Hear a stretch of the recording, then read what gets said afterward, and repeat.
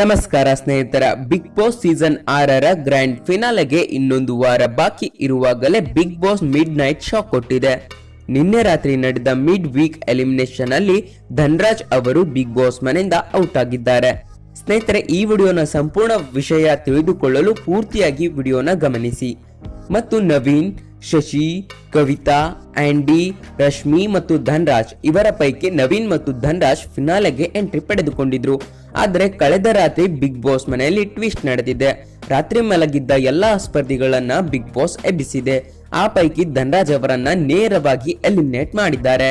ಇನ್ನು ಉಳಿದಂತೆ ನವೀನ್, ಶಶಿ, ಕವಿತಾ, ಆಂಡಿ ಹಾಗೂ ರಶ್ಮಿ ಇವರುಗಳು ಫೈನಲ್ಗೆ ಎಂಟ್ರಿ ಕೊಟ್ಟಿದ್ದಾರೆ.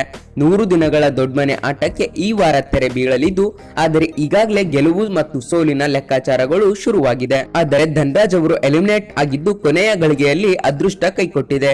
ಧನ್ರಾಜ್ ಅವರು ಬಿಗ್ ಬಾಸ್ ನ ವಿನ್ನರ್ ಆಗ್ಬೇಕಿತ್ತು, ಆದರೆ ಕೆಟ್ಟ ಗಳಿಗೆ ಎಲಿಮಿನೇಟ್ ಆಗಿದ್ದಾರೆ. ಆದರೆ ಒಂದು ಸಂಶಯವೇನೆಂದ್ರೆ ಧನ್ರಾಜ್ ಅವರನ್ನ ಸೀಕ್ರೆಟ್ ರೂಮ್ಗೆ ಹಾಕಿರಬಹುದು ಎಂದು ನಮ್ಮ ಅಭಿಪ್ರಾಯ.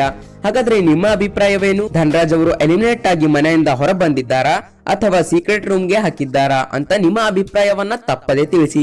ಈ ವಿಡಿಯೋ ನಿಮ್ಗೆ ಇಷ್ಟವಾಗಿದೆ ಅನ್ಕೊಳ್ತೀನಿ. ಇಷ್ಟವಾಗಿದ್ರೆ ಲೈಕ್ ಮಾಡಿ ಮತ್ತು ಶೇರ್ ಮಾಡಿ. ಇಂತಹ ಮುಂದಿನ ಇಂಟ್ರೆಸ್ಟಿಂಗ್ ಸುದ್ದಿಗಳು ಎಲ್ಲರಿಗಿಂತ ಮುಂಚೆ ನಿಮಗೆ ದೊರಕಲು ನಮ್ಮ ಚಾನಲ್ ಅನ್ನ ತಪ್ಪದೆ ಸಬ್ಸ್ಕ್ರೈಬ್ ಆಗಿ. ವಿಡಿಯೋ ನೋಡಿದ್ದಕ್ಕಾಗಿ ಧನ್ಯವಾದಗಳು.